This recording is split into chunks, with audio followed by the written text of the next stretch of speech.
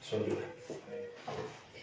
Padre Celestial, usted que es bueno, poderoso, magnífico, sublime, ante usted, Señor, nos inclinamos, nuestro corazón, nuestras mentes, esperando, Señor, que usted nos hable hoy. Señor, cantamos hace poco, decía que su palabra es fiel, y nosotros vamos a ver hoy día que su palabra es fiel. Señor, sea usted ayudándome para poder exponer de la mejor forma posible, con claridad, que mis hermanos también puedan entender, y que podamos, Señor, extraer al final de todo lo que usted, Señor, quiere también decirnos a través de este texto.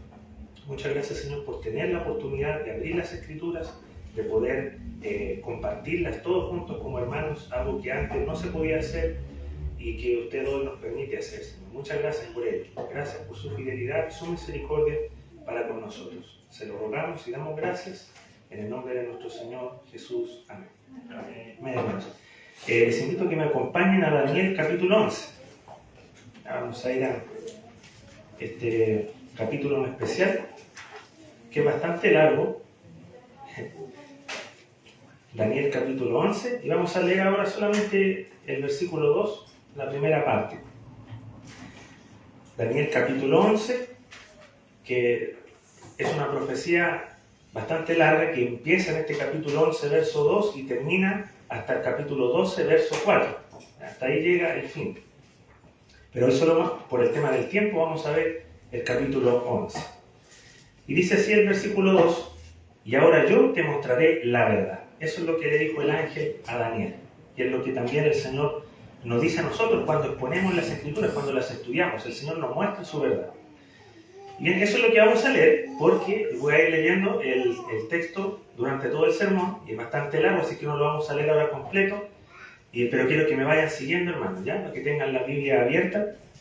Y hemos dicho en el sermón pasado que Daniel había estado orando con fervor nuevamente, buscando el rostro del Señor, humillándose ante Él, porque él quería que el Señor lo iluminara con respecto al futuro de su pueblo, de Israel.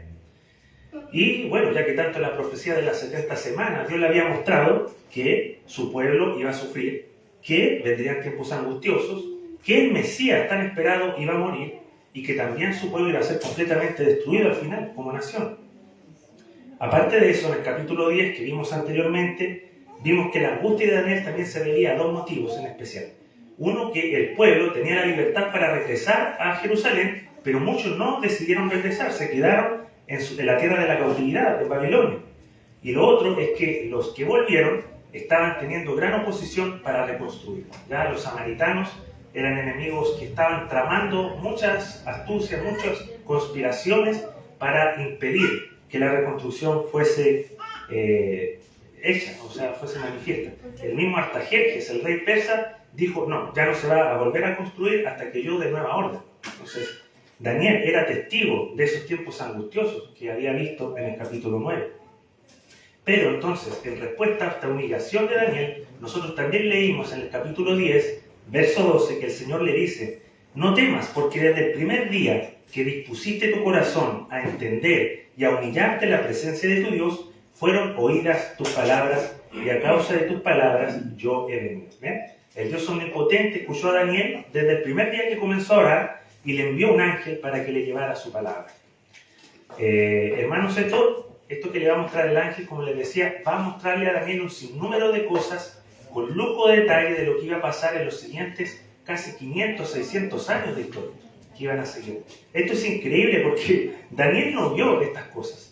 Pero el Señor, que conoce el fin desde el principio, se las dio a su profeta. Y ahora nos quedó a nosotros para que nosotros podamos ver, a la luz de la historia, cuán fiel es el Señor y cuán fiel es su palabra. Y la profecía habla de que esto es para el tiempo del fin. ¿Se acuerdan esto? ¿Cuál era ese tiempo del fin? Bueno, no es el fin de todos los tiempos. Es el fin de Israel como nación. El fin de la historia judía, que va desde que Ciro permite que los judíos regresen a Jerusalén hasta la destrucción de la nación en el año 70. Ese es el fin del que habla la profecía. Luego, entonces, que el ángel logra vencer la oposición, que durante 21 días el príncipe del reino de Persia le estaba incomodando, ¿cierto? Estaba batallando con un demonio. El ángel logra con Miguel vencerlo y ahora va a pasar a entregarle esta exposición, esta profecía tan detallada. Y debido a esto, hermanos, también a la extensión del capítulo, es muy difícil encontrar sermones expositivos de este pasaje en las iglesias.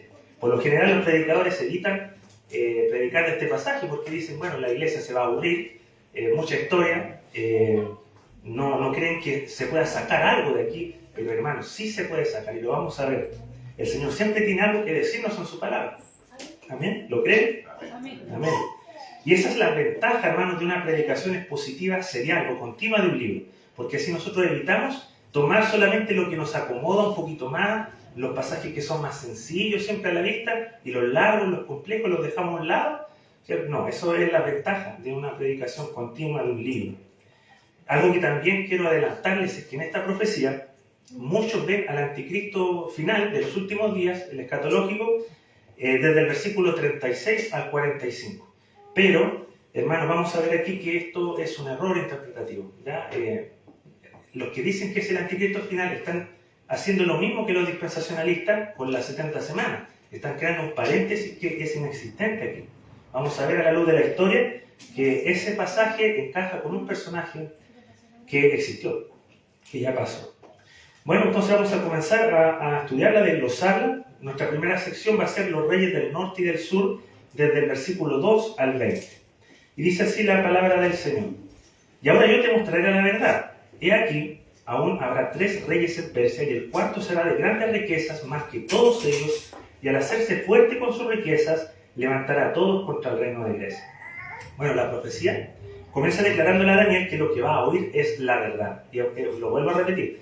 Lo dijimos en el sermón pasado, hermanos, cuán fieles y verdaderas son las palabras de nuestro Santo Dios. Ellas nunca nos van a engañar, nunca nos van a mentir, nunca van a decir nada indebido, todo lo contrario. Cuando tú abres las páginas de la Biblia, las páginas de esta santa verdad, tú vas a estar encontrando, vas a encontrar absoluta confianza, hermano, vas a encontrar sabiduría celestial, no terrenal, vas a encontrar que esto no tiene ningún error, es inerrante. Esta palabra de Dios es única, hermanos, y nosotros debemos creer que es la verdad. No solamente creerlo aquí en la mente, sino que creerlo con el corazón y en verdad vivir la palabra, si decimos creerla.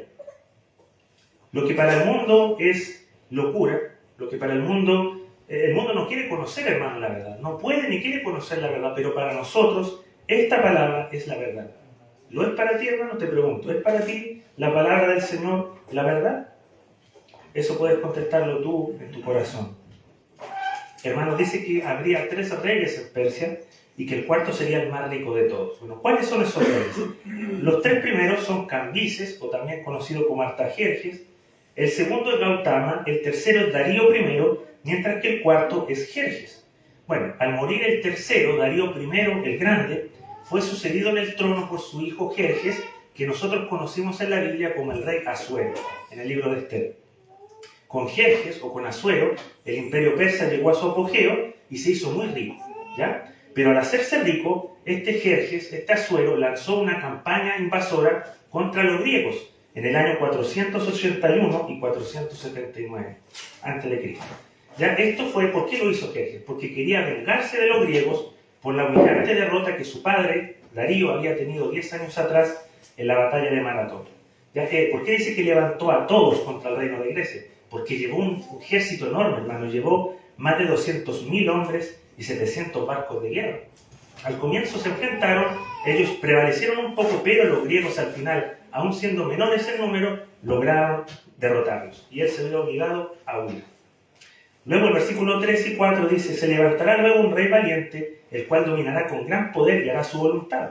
Pero cuando se haya levantado, su reino será quebrantado y repartido hacia los 4 vientos del cielo. No a sus descendientes, ni según el dominio con que él dominó, porque su reino será arrancado y será para otros fuera de ellos. Esto, hermano, fue cumplido con la figura de Alejandro Magno. Nosotros lo hemos visto a este personaje en el capítulo 7, en el capítulo 8 y ahora nuevamente en el capítulo 11. Este varón murió bien joven, Alejandro era un rey muy valiente, era un general muy valiente que luchaba con sus soldados, no estaba ahí y se quedaba esperando que sus soldados batallaran. Él batallaba, pero murió muy joven, a los 32 años, por una fiebre en una fiesta de borrachos en Babilonia. La profecía no habla mucho de Alejandro aquí, es bastante general, porque él no lastimó a Israel. Él conquistó Judea, ¿cierto? Llegó a esa provincia, pero no le hizo nada. Según un antiguo historiador, dice que el sumo sacerdote de ese entonces sale al encuentro de Alejandro y le muestra las escrituras de Daniel. Y le habla de lo que él iba a hacer. Y Alejandro quedó tan impactado por lo que él escuchó que salvó a Israel de destruirla, le concedió tolerancia religiosa y se fue a otro lugar. Y después de la muerte entonces de Alejandro, su reino, hemos visto en los capítulos anteriores que no lo heredó ninguno de sus descendientes. Murieron sus hijos, fueron asesinados y sus generales, 4 de ellos, tomaron el control, se apoderaron del imperio. Pero en esta profecía no vamos a hablar de los 4, vamos a hablar de 2 solamente, de los Ptolomeos y de los Seleucidas. Ptolomeo I fue el primero de los reyes egipcios en el sur, y Seleuco I fue el primero de los reyes del norte, en Siria. ¿Ya? ¿Por qué decimos del norte y del sur? Porque Israel estaba al medio, era como un sándwich. Siria al norte, Israel al medio y Egipto al sur. Por eso que la profecía habla de reyes del norte y del sur. Versículo 5, y dice: se hará fuerte el rey del sur, mas uno de sus príncipes será más fuerte que él, y será poderoso, y su dominio será grande. Bueno, esto se cumple en Ptolomeo I, fue un rey que ejerció control sobre Egipto y sobre toda la provincia de Judea, después de la muerte de Alejandro, fue el más poderoso en ese entonces. Pero luego Seleuco también se levantó en el poder y tomó gran preponderancia en esa región. Siempre, hermano, que uno de los dos, ya sea los Seleucidas o los Ptolomeos, uno de los dos, cualesquiera fuera el más fuerte, siempre tenía repercusiones con Israel, con la tierra gloriosa, con el pueblo de Dios. El versículo, y bueno, estuvieron peleando, hermanos, dicho sea de paso, por 130 años. O sea, no fue una lucha de unos cuantos años, sino que fueron bastantes. Y dice el versículo 6, al cabo de años harán alianza, y la hija del rey del sur vendrá al rey del norte para hacer la paz. Pero ella no podrá retener la fuerza de su brazo, ni permanecerá en él, ni su brazo, porque será entregada a ella y los que la habían traído, asimismo su hijo, y los que estaban de parte de ella en aquel tiempo. Bueno, unidos por el matrimonio, hubo un pequeño tiempo de paz entre el reino del norte y del sur. ¿Ya? Esto se cumplió en el matrimonio entre Antíoco II y la hija de Ptolomeo II de Egipto, que se llamaba Berenice. ¿Ya? Antíoco II tuvo que separarse de su esposa actual y casarse con esta hija de Egipto. Pero, una vez que Ptolomeo II muere en Egipto, Antíoco II en Siria se separa de esa hija de Berenice y se vuelve a juntar con su antigua esposa. Esto hace que la antigua esposa de él, que se llamaba Laodicea, se quiera vengar de su marido por haberse separado de ella en un comienzo y haberse casado con otra, y lo envenena a Antíoco II. Hace que maten a Berenice, a su enemiga, por así decirlo, y a su hijo, y hace que pongan en el trono a su hijo Seleuco II. Versículo 7, vamos a ir rápido en esta sección. Dice el 7, pero un renuevo de sus raíces se levantará sobre su trono y vendrá con ejército contra el rey del norte y entrará en la fortaleza y harán ellos a su arbitrio y predominará. Bueno, Ptolomeo III, al enterarse que su hermana estaba en peligro, Berenice, iba a tratar de ayudarla, pero llegó tarde. ¿Ya? Laodicea ya había matado a Berenice y a sus sobrinos, y en venganza por esto, Ptolomeo III lanza una invasión a Siria, tomando grandes territorios como Antioquía, Seleucia, un puerto en el Mediterráneo, pero tiene que volver Ptolomeo III a Egipto porque estaban ocurriendo desórdenes en Egipto. Y dice el versículo 8, y aun a los dioses de ellos, sus imágenes fundidas y sus objetos preciosos de plata y de oro llevará cautivos a Egipto, y por años se mantendrá él contra el rey del norte. 9, así entrará en el reino del rey del sur y volverá a su tierra. Bueno, Ptolomeo III logró transportar a Egipto un botín muy grande, incluyendo también 2.400 imágenes y cosas de valor, muchas de oro, las cuales el rey Artajerjes había llevado de Egipto hace muchos años atrás, y él los devuelve a los templos de Egipto. Y los habitantes de Egipto lo nombran con el título de benefactor, Ptolomeo el benefactor. Versículo 10. Mas los hijos de aquel se airarán y reunirán multitud de grandes ejércitos, y vendrá apresuradamente e inundará y pasará adelante, luego volverá y llevará la guerra hasta su fortaleza. Bueno, más tarde, por ahí en el año 242, Seleuco II intenta recuperar parte de lo que había perdido con Ptolomeo III en la guerra, pero eso terminó en fracaso y tuvo que regresar a su tierra con las manos vacías. Una vez que ocurre esto, sus hijos, los hijos de Seleuco II, intentan terminar lo que su padre había comenzado. ¿Ya? Murió Seleuco II y se levanta en el trono su hijo Seleuco III. Este muere también 3 años de reinar y toma el poder su hermano menor, Antíoco III el Grande, que va a ser conocido. ¿Ya? Él recuperó grandes partes, sobre todo la tierra de Israel, grandes territorios, sobre todo la tierra de Israel, por eso se le conoce como el Grande. Y dice el versículo 13, el versículo 11, por lo cual se enfurecerá el rey del sur y saldrá y peleará contra el rey del norte y pondrá en campaña multitud grande, y toda aquella multitud será entregada en su mano. Y al llevarse en la multitud, se elevará su corazón y derribará muchos millares, mas no prevalecerá. Bueno, Ptolomeo IV, el nuevo rey de Egipto, reunió un ejército muy numeroso, de miles de hombres, miles de caballos y elefantes, que eran como los tanques de ese entonces. Antíoco también el Grande, el tercero, también reúne una cantidad numerosa de soldados, pero pierde Antíoco en la batalla de Rafia, en lo que hoy es la Franja de Gaza, por la fuerza de Ptolomeo. Sin embargo, los egipcios no iban a durar mucho en el poder, porque el versículo 13 dice: y el rey del norte volverá a poner en campaña una multitud mayor que la primera, y al cabo de algunos años vendrá apresuradamente con gran ejército y con muchas riquezas. Antíoco III no quedó contento con esa derrota y se preparó en los años que pasaron para volver a pelear contra Egipto, ya que murió Ptolomeo IV y se levantó su hijo pequeño, Ptolomeo V, y así Antíoco III recupera grandes partes de los territorios y así se le concedió el título de Antíoco el Grande. Verso 14, en aquellos tiempos se levantarán muchos contra el rey del sur. Bueno, esta oposición contra Egipto adquirió mucha fuerza, todos estaban odiando a Egipto. Entonces, por ejemplo, Antíoco III pactó con Felipe V de Macedonia para que se repartieran Egipto entre los dos. Vamos los dos a pelear contra Egipto. Y dice el texto que hombres turbulentos de tu pueblo se levantarán para cumplir la visión, pero ellos caerán. Muchos judíos también, o sea, parte del pueblo de Dios, estaban descontentos con el dominio egipcio y se unieron a los sirios, pero dice que ellos caerían. No tuvieron éxito estos judíos en la rebelión contra Egipto y fueron asesinados por el general egipcio. Versículo 15, vendrá pues el rey del norte y levantará baluartes y tomará ciudad fuerte, y las fuerzas del sur no podrán sostenerse, ni sus tropas escogidas, porque no habrá fuerzas para resistir. Antíoco invadió Gaza, invadió las ciudades de Sidón, que eran fortalezas egipcias, también invadió Cesarea de Filipo, cerca de la fuente del Jordán. Los egipcios no pudieron detener los avances de este rey del norte y sufrieron grandes pérdidas.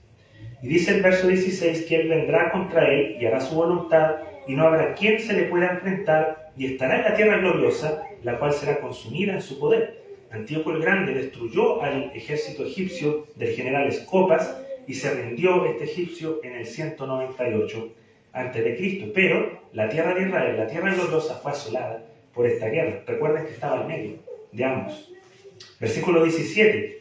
Afirmará luego su rostro para venir con el poder de todo su reino, y hará con aquel convenios, y le dará una hija de mujeres para destruirle, pero no permanecerá ni tendrá éxito. Bueno, Antíoco III tenía todo el poder para atacar a Egipto, pero temía la intervención de los romanos, que ya estaban avanzando en el mapa mundial. Ya estaban siendo poderosos los romanos, una influencia bastante grande. Por lo cual Antíoco hizo un tratado de paz con Egipto y quedaron de casar a una de sus hijas con el rey egipcio, que era Ptolomeo V. Esa hija de Antíoco se llamaba Cleopatra.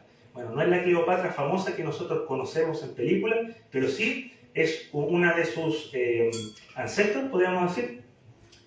Y la expresión hija de mujeres se refiere a que ella era muy hermosa. O sea, esta hija de Antíoco III tenía una belleza sin igual, por eso que habla el texto de eso. Pero no tuvo éxito el plan de Antíoco. Él quería que su hija influyera en el rey egipcio, pero ella terminó enamorándose de su esposo y cooperó con los egipcios al final, no cooperó con los sirios. El plan de Antíoco fracasó. Versículo 18 dice: volverá después su rostro a las costas y tomará muchas, mas un príncipe hará cesar su afrenta. Bueno, el próximo paso de Antíoco III fue invadir las islas del mar Egeo entre Grecia y Turquía, pero ya eran de dominio romano esas islas, esas costas, y fue derrotado por los romanos Antíoco en Termópilas. Seguidamente fue a Asia Menor y a Grecia para invadir, pero una vez más fue derrotado Antíoco por un general romano que se llamaba Lucio Cornelio Escipión. Y dice el versículo que aún hará volver sobre él su oprobio. Como resultado de esa derrota, los siglos, Antíoco tuvo que ceder una gran cantidad de territorio a los romanos y pagar 1000 talentos anuales por 15 años, y aparte de eso, le llevaron 20 rehenes a Roma para asegurarse de que él iba a cumplir la parte del trato. Entre ellos estaba su hijo menor, Antíoco, que más tarde llegaría a ser Antíoco IV Epífanes. Versículo 19, luego volverá su rostro a las fortalezas de su tierra, más tropezará y caerá y no será hallado. Mientras Antíoco saqueaba un templo en Persia, causó eso una insurrección local y los adoradores de Zeus lo mataron a espada. Ese fue el final de este rey que se llamaba el Grande. Verso 20 y final de esta sección: se levantará en su lugar uno que hará pasar un cobrador de tributos por la gloria del reino. Antíoco III muere y su hijo, que se llamaba Seleuco IV, hace que muchos cobradores de impuestos vayan por el reino para tratar de tener el dinero para pagar a los romanos.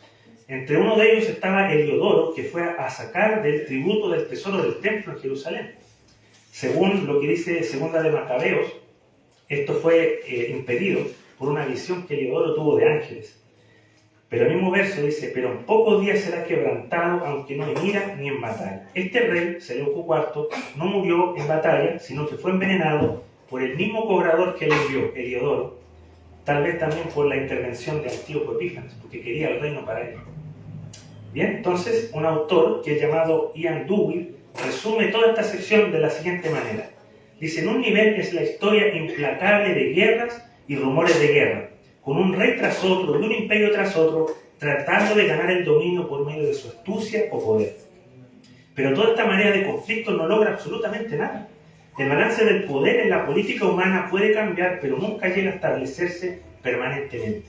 Así que Daniel 11 nos muestra al mundo caído corriendo tras el viento.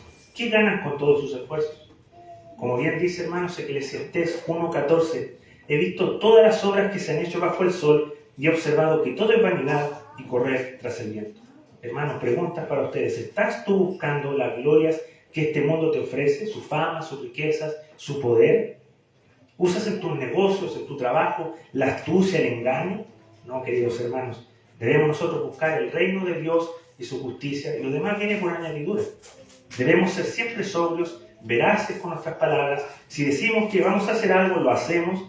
Tenemos que cumplir nuestra palabra, nuestros compromisos, no buscar tampoco la grandeza o el reconocimiento de este mundo, porque el mundo pasa y sus deseos, pero el que hace la voluntad de Dios permanece para siempre. Amén. Vamos ahora a comenzar la segunda sección, que trata de Antíoco Epífanes, desde el 21 al 35. Dice: le sucederá en su lugar un hombre despreciable, al cual no darán la honra del reino, pero vendrá sin aviso y tomará el reino con halagos. Este verso entonces nos introduce a la siniestra figura de Antíoco Epífanes, quien suplanta a su sobrino, que se llamaba Demetrio, en el trono, y hace que esta fecha, o sea, esta era de Antíoco Epífanes va a ser la más sombría para el pueblo de Israel. Y lo vamos a ver. Este pasaje lo califica como un hombre muy despreciable, que por medio de astucia, de intriga, de halagos, se ganó el reino. ¿Ya? Fue un maestro consumado en la hipocresía, en la traición. Y sus contemporáneos, en vez de llamarlo Epífanes, que significa el ilustre o el manifiesto, le pusieron Epímanes, que significa el loco. Versículo 22 al 24. Dice: las fuerzas enemigas serán barridas delante de él como inundación de aguas, serán del todo destruidos junto con el príncipe del pacto, y después del pacto con él engañará y subirá, y saldrá vencedor con poca gente.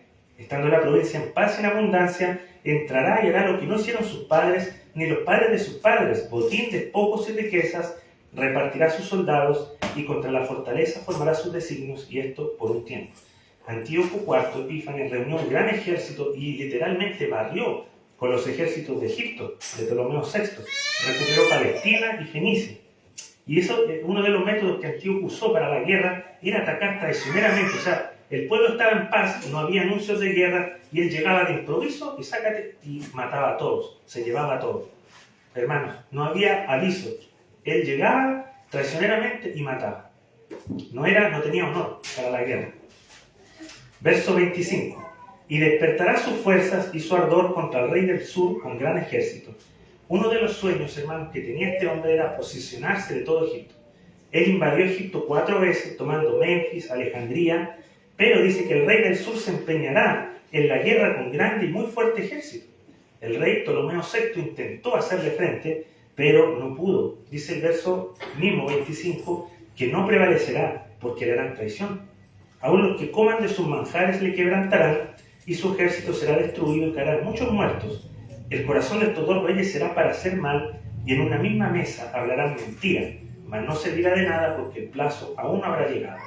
Hermanos, Ptolomeo VI tenía hijos, y Antíoco Epífanes había hablado con esos hijos, que eran sus sobrinos, por así decirlo, para traicionar a su padre, para hacerse con Egipto.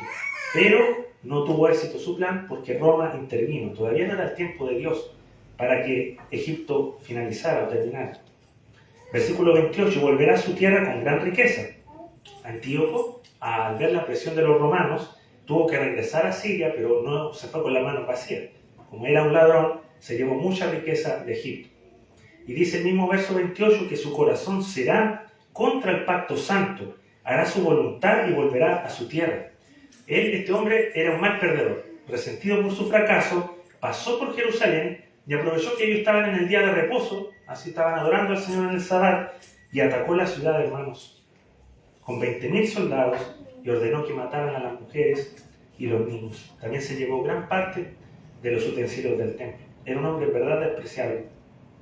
Versículo 29. Al tiempo señalado volverá al sur, o sea, segunda vez Antíoco invade Egipto, pero el mismo verso dice, mas no será la postrera venida como en la primera, porque vendrán contra él naves de Quitín, y él se contristará y volverá. Bueno, a solicitud de Egipto, le piden a los romanos que le envíen refuerzos de Quitín. ¿Cuál es Quitín? Es Chipre. ¿Ya? Ahí Antíoco tuvo que salir rápido de Egipto, porque los romanos le dijeron, bueno, si tú quieres pelear contra nosotros, guerra es lo que vas a tener. Y Antíoco sabía que Roma era una potencia ya muy fuerte y no quiso enfrentarse con ellos. Así que, totalmente humillado, Antíoco, con la escuela entre las piernas, se retira de Egipto y se fue tan enojado, hermanos, que el verso 30 nos dice, y se enojará contra el pacto santo y hará según su voluntad. Volverá, pues, y se entenderá con los que abandonen el santo pacto. Y se levantarán de su parte tropas que profanarán el santuario y la fortaleza, y quitarán el continuo sacrificio, y pondrán la abominación desoladora. Con lisonjas seducirán a los violadores del pacto. Fue, hermano, durante esa retirada de Antíoco, que él pasa de nuevo por Palestina, lleno de ira, enojado por lo que había pasado, y a causa de eso, también de rumores que corrían de que él había muerto, y se enoja con los judíos, y el 16 de diciembre del 167, él erige un altar para Zeus Olimpo en el templo de Jerusalén, y ahí mismo ofrece un cerdo, lo que era prácticamente una abominación para los judíos. Pero él no hizo esto solo, algunos judíos lo apoyaron, los violadores del pacto, los que abandonan el santo pacto, como dice el versículo. Hermanos, hubieron muchos que apostataron de su fe. Nosotros lo hemos visto, recuerdan que yo les leí porciones de Macabeos en el capítulo 8, donde muchos judíos traicionaron su fe para salvar sus propias vidas. Bueno, eso fue lo que pasó. Antíoco profanó el santuario, quitó el continuo sacrificio y mató a miles, y a otros miles llevó como esclavos y prisioneros. Pero el mismo verso 32 dice, mas el pueblo que conoce a su Dios se esforzará y actuará. Y el 33, y los sabios del pueblo instruirán a muchos, y por algunos días caerán a espada y a fuego en cautividad y despojo. Esta persecución, hermano, hizo que muchos se unieran para dar comienzo a lo que se conoce como la guerra de los Macabeos. ¿Ya? Este líder de los Macabeos fue un sacerdote llamado Matatías, quien mató a un judío apóstata y a un oficial griego que iban a oficiar un sacrificio a los ídolos. También este sacerdote destruyó el altar que ellos habían levantado y huye a las montañas con sus hijos, por ejemplo, Judas Macabeo, Simón y otros más, para comenzar una campaña guerrillera. Dice el 34 que en su caída serán ayudados de pequeños socorros, o sea que los que sufrían persecución de los judíos piadosos iban a recibir ayuda de estos macabeos. Muchos también, dice, de los sabios caerán para ser depurados, en el verso 35, y limpiados y emblanquecidos hasta el tiempo determinado, porque aún para esto hay plazo. Lo único que buscaban los apóstatas era salvar su cuerpo, sus vidas. Pero, hermanos, los sufrimientos de esa nación resultaron en qué cosa, en una limpieza de la nación. Esto no es lo que hace, hermanos, la aflicción o la persecución también en la iglesia de Cristo. Cuando viene la persecución, cuando viene la aflicción al pueblo de Dios, ahí se ve quiénes son verdaderamente hijos de Dios y quiénes no. Entonces ahí comienza una limpieza. Se van los que no pertenecen al cuerpo de Cristo, se da uno cuenta de que no pertenecían a Dios, y eso también es beneficioso para la iglesia, porque esas personas que no eran verdaderos creyentes podían hacer o traer contaminación a la iglesia. Entonces, cuando hay persecución, cuando hay sufrimiento, cuando hay dolor, en la iglesia produce algo que el mundo no entiende, pero es una limpieza, es una santidad, un emblanquecimiento del cuerpo de Cristo. Y bueno, hasta aquí llega lo de Antíoco Epífanes, esta segunda sección, y ahora vamos a pasar a otro rey, el verso 36, que como les había dicho, muchos piensan que es el anticristo final. Pero hermanos, todos estos gobernantes que hemos visto hasta ahora, y el que vamos a ver, son tipos de este personaje, de este anticristo final. Yo estoy de acuerdo con José Grau, el comentarista, que identifica a este último rey como Herodes el Grande. Sí, Herodes, el rey que estaba en el poder cuando Jesús nació. Por ejemplo, hermanos, también en esta sección del libro, lo que ya hemos estado estudiando, se nos presentan 3 de los 4 imperios que en Daniel se nos mencionan, ¿cierto? Babilonia, Medo-Persa, Grecia y Roma. Babilonia ya no está en el escenario, comenzamos con Persia y su caída, luego vimos Grecia, ¿cierto? Su desintegración, y ahora vamos a ver Roma. Entonces, dice un comentarista, ¿por qué pues, al llegar a Roma, la era más importante de todas, aquella en la que nacería el Mesías, y que deberían cumplirse muchas profecías del Antiguo Testamento, esta profecía debe detenerse bruscamente y dar un salto de siglos hasta colocarse al final de todos los tiempos? ¿No es hacer violencia al texto? Yo le digo que sí, sí es hacer violencia. Vamos a ver cómo esto se cumple en Herodes el Grande. Dice el 36, y el rey hará su voluntad y se ensorbecerá, y se engrandecerá sobre todo Dios y prosperará. Este mismo verso nos dice el rey, algo que no aplica al anticristo final, porque no es denominado así en el Nuevo Testamento. ¿Ya? Ni el mismo anticristo se cree rey, él se cree Dios, o sea, se hace pasar por Dios, ¿cierto? Lo vemos en Tesalonicenses. Pero aquí se nos dice que es rey y que honrará más adelante al Dios de las fortalezas. El anticristo final no adora a ningún Dios, busca adoración a sí mismo. Pero aquí dice que este rey dará honra a un Dios, al Dios de las fortalezas. Esto describe a Herodes como un hombre que hizo su voluntad y que nadie lo detendría. Se lo describe como un hombre egoísta, individualista, que solo vela por sus propios intereses personales, soberbio y altivo de corazón. Hermanos, Herodes tenía todo el poder sobre Israel. Él podía hacer a su antojo lo que quería. Él quiso reconstruir el templo de Jerusalén y lo hizo. Él quiso matar a su esposa y a sus hijos y lo hizo. Nadie lo detuvo. Él tuvo la confianza y el favor de personajes muy ilustres y grandes, como Julio César, luego Marco Antonio y Cleopatra, y luego de Octavio Augusto, haciendo todo, hermanos, que pareciera que todo le salía de acuerdo a su voluntad. Herodes era muy pillo, por así decirlo, en buen chileno, y sabía usar la estrategia, la astucia, el engaño también como Antíoco para sus fines. También se exaltó contra el Dios de los dioses, contra el Dios verdadero. Herodes no era judío verdaderamente, era idumeo, un descendiente de Saúl. O sea, usurpó el trono real de Jerusalén. Toda su religión era externa, era una fachada lo que él usaba. Él iba al templo de Jerusalén y ofrecía sacrificios con los sacerdotes, pero después iba y construía templos paganos, ponía imágenes del César. Su fe, que él decía tener, era un fraude, era una mentira. Él ponía sacerdotes a su antojo, aunque no fueran del linaje de los sacerdotes, y profanó la tumba del rey David para buscar sus tesoros. No respetó, hermanos, nada, ni la sociedad civil ni la religiosa de Israel. Y dice que contra el Dios de los dioses hablarán maravillas. Eso quiere decir que él mandó el decreto de matar a todos los niños recién nacidos en Belén. ¿Para qué? Para librarse del verdadero rey de los judíos que acababa de nacer, el Dios de los dioses. Hasta que sea, dice el versículo, consumada la ira, porque lo determinado se cumplirá. ¿A qué se refiere este pasaje? Que Herodes retuvo su poder de alguna forma en sus descendientes hasta que llegó el fin de Jerusalén. Ya, el último de sus descendientes fue un herodiano, el último que estuvo a cargo de Jerusalén. Dice el versículo 37, del Dios de sus padres no hará caso. Bueno, la frase, el Dios de sus padres, en el Antiguo Testamento, se usaba para medir la piedad de los reyes en Israel. Teniendo esto en cuenta, yo les dije que Herodes era idumeo, descendiente de Saúl, hermano de Jacob, hijo de Isaac y hijo de Abraham, cuyo Dios es Yahvé. ya, el Dios de sus padres. Herodes nunca consideró al Dios verdadero en su vida. Se hacía pasar por judío, decía él, soy judío, pero no lo era, y seguía promoviendo la adoración al César.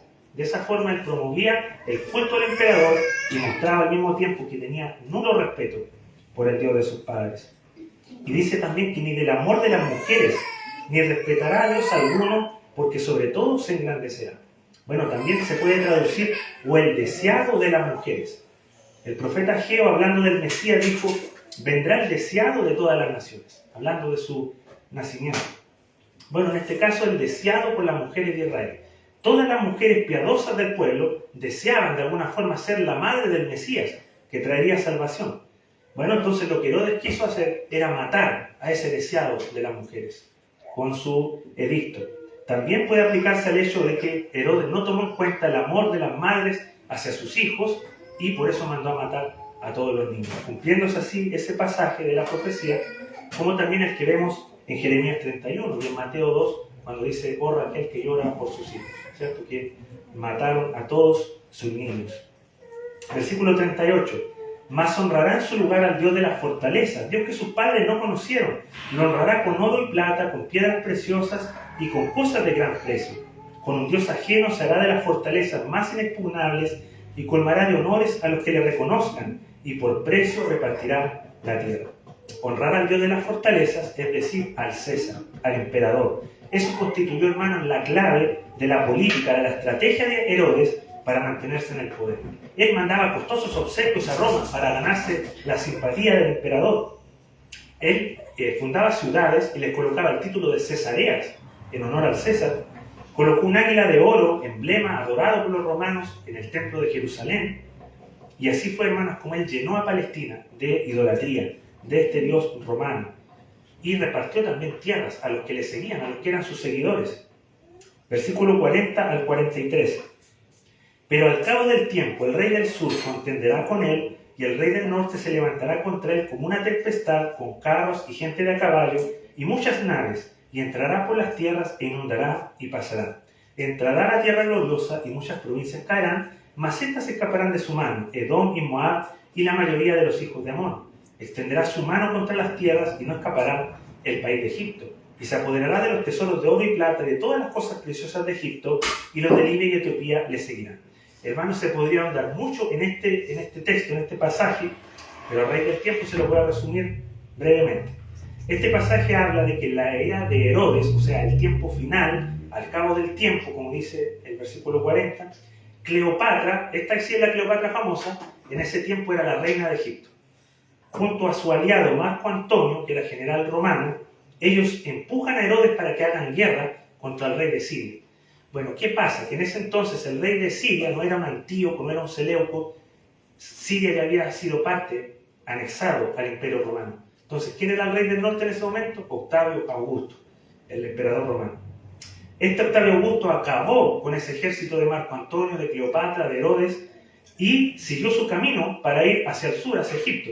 Entonces Herodes sabía que el rey Octavio venía, el emperador, y salió a su encuentro para hablarle bonito, ¿cierto? Y decirle, ahora yo soy súbdito tuyo. O sea, para que no le hiciera nada a él y siguieran el poder. Y eso fue lo que pasó. Octavio lo perdonó y nombró a Herodes como su amigo más íntimo. Y pasa por Judea y libra a las provincias de Edom, Moab y Amón. Estos pueblos que en otro tiempo eran hostiles a Jerusalén, se salvaron porque para Augusto no significaron nada, no eran tierras estratégicas y las desechó. Y siguió entonces su camino a Egipto, ahí llegó, se apoderó de todo, muere Cleopatra, se envenena, ¿cierto? Dice que se hizo picar por una serpiente, Marco Antonio también muere, y se apodera de todo Egipto, Roma. Bien, dice el verso 44, pero noticias del oriente y del norte lo atemorizarán, y saldrá con gran ira para destruir y matar a muchos. ¿Cuáles fueron estas noticias del oriente y del norte que recibió Herodes? Bueno, las del oriente son la visita de los magos del oriente con las noticias del nacimiento del rey de los judíos. Dice Mateo 2, del 1 al 3. Cuando Jesús nació en Belén de Judea, en días del rey Herodes, vinieron del oriente a Jerusalén unos magos diciendo, ¿dónde está el rey de los judíos que ha nacido? Porque su estrella hemos visto en el oriente y venimos a adorarle. Oyendo esto, el rey Herodes se turbó y toda Jerusalén con él. ¿Y qué pasó? Herodes fue y salió para matar a muchos. Lo que ya hemos visto, la matanza de los niños en Belén. ¿Y cuáles fueron las noticias del norte? Que su hijo, llamado Antípatros, y 2 de sus hijos más estaban tramando conspiraciones hacia él. ¿Qué fue lo que hizo? Mató a sus 3 hijos y mató a 300 oficiales que, según él, eran partidarios de ellos. Y último versículo: y plantará las tiendas de su palacio entre los mares, y el monte glorioso y santo, mas llegará a su fin, y no tendrá que le ayude. Este verso nos habla de que Herodes construyó 2 palacios estratégicos. Uno en el área del templo, que es muy famosa, la fortaleza Antonia, y el otro en la ciudad alta. Literalmente estas fortalezas estaban entre el mar Mediterráneo y el mar Muerto. Y finaliza diciendo que llegaría a su fin y no tendrá quien le ayude. Esto se cumplió perfectamente en Herodes, quien quedó sin ayuda, hermanos, tanto en lo político, en lo familiar, en lo social. Él estaba en medio de atroces sufrimientos por una enfermedad incurable, y nadie estuvo, hermanos, ahí para aconsejarlo, para darle una palabra de aliento, para estar con él en su agonía. Solo murió Herodes con dolor indecible. Y bueno, hermanos, hasta aquí vamos a ver hoy la profecía debido al tiempo. Los otros 4 versículos ya nos hablan del fin, o sea, de lo que va a ocurrir, de la nación judía. Y, hermanos, este sermón tenía que ser así. O sea, yo tenía que irles exponiendo paso a paso lo que ocurrió en la historia, para que ustedes y conmigo juntos podamos asombrarnos de la precisión con que el Señor le dio a Daniel estas cosas siglos antes de que ocurrieran. Ahora nosotros podemos poner una lista y hacer checklist. Cumplió, pero Daniel no tenía en ese momento esa información que nosotros tenemos ahora. Entonces, hermanos, ¿qué podemos extraer de todo esto? Podemos apreciar la inspiración divina de las Escrituras. El estudiar profecías históricas, como les digo, como este pasaje, que se cumplió con lujo de detalle, ¿qué debiera producir en los cristianos? ¿Qué debiera producir en nosotros? Asombro piadoso, fortalecer nuestra fe en la palabra, tener en alta estima la palabra y al Dios que inspiró la palabra.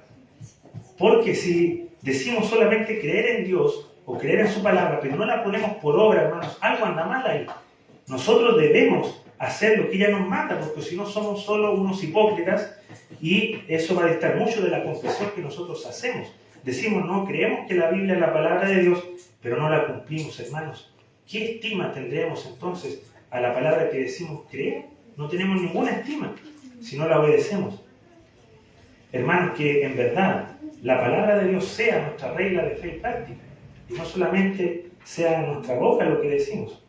Amemos esta inerrante y gloriosa palabra de nuestro Dios. También hemos visto aquí las 2 clases de espíritu que posee la humanidad: el espíritu del anticristo y el espíritu de Cristo. Vimos cómo estos gobernantes del pasado eran arrogantes, despiadados, soberbios, mentirosos, traicioneros, blasfemos, egocéntricos, inmorales, etcétera, etcétera. Eso es una radiografía, hermanos, del espíritu anticristiano que posee toda la humanidad caída, toda la humanidad que está sin Cristo, donde el pecado abunda, donde es un estilo de vida, donde se buscan los placeres, las riquezas, el poder. ¿Cuántas personas, hermanos, no anhelan en este mundo ser famosos, reconocidos, y luchan para que eso sea? Pero niegan y prefieren permanecer alejados de la única fuente de bien, de todo bien, nuestro bendito y trino Dios. Qué insensatos son esos, hermanos, esos hombres. Que eso no ocurra con nosotros, que no se nos ocurra perseguir esas cosas, las riquezas, la fama, el poder. No veamos eso, hermanos, porque ¿qué ganará un hombre si gana todo el mundo, pero pierde su alma? Estos hombres perdieron su alma, a pesar de que tenían todo el poder, tenían todas las riquezas, pero perdieron su alma. Al mismo tiempo, también vimos que el pueblo que conoce a su Dios se esforzará y actuará. ¿Recuerdan el pasaje? Y los sabios del pueblo instruirán a muchos.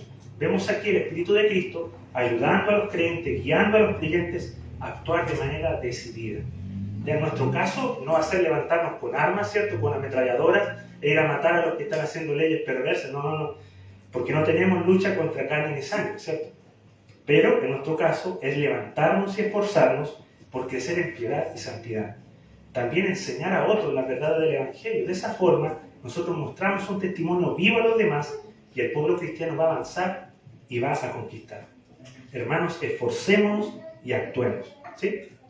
También quiero recordarles algo, hermanos queridos. Vimos mucha historia universal, pero quiero ahora que también tú recuerdes tu propia historia.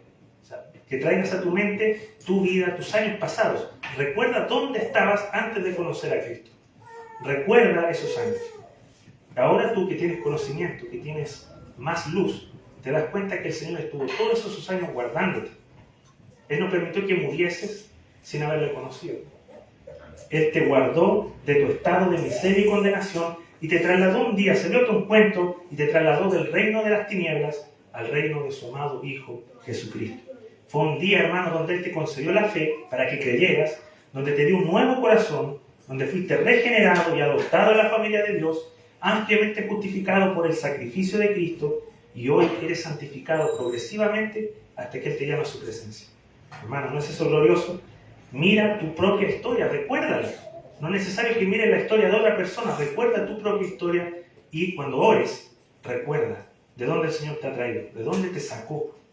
Recuerda, hermano, la gracia del Señor para contigo.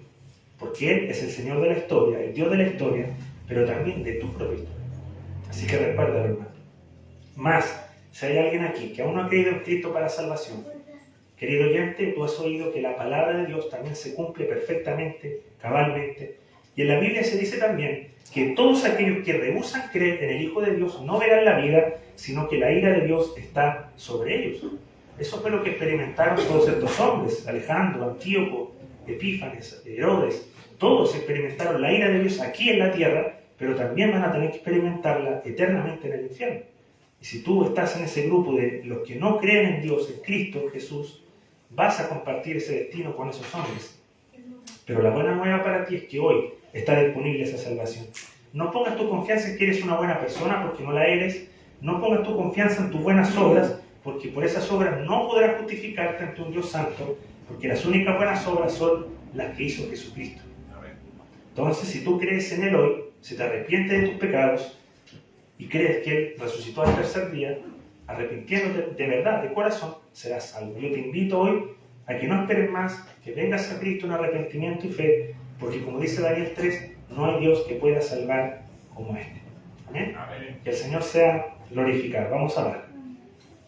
Padre Celestial, gracias le damos una vez más por permitirnos ver su palabra cumplida. Señor, es un gozo, da alegría el ver, Señor, que sus palabras no fueron palabras que se las lleva el viento, todo lo contrario, fueron palabras fieles y verdaderas que se cumplieron a su tiempo.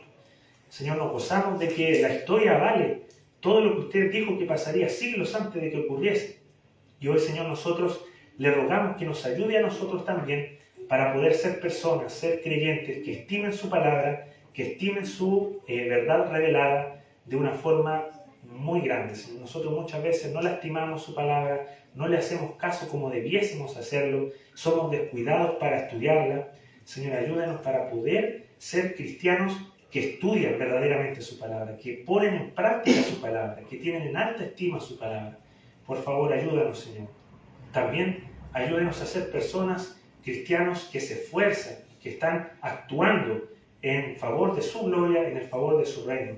Ayúdenos para poder, Señor, dar testimonio fiel de su persona, de su obra, para el bien de la humanidad. Ayúdanos, Señor, para ser personas que predican el Evangelio con fidelidad, para no mezclar, no diluir el Evangelio.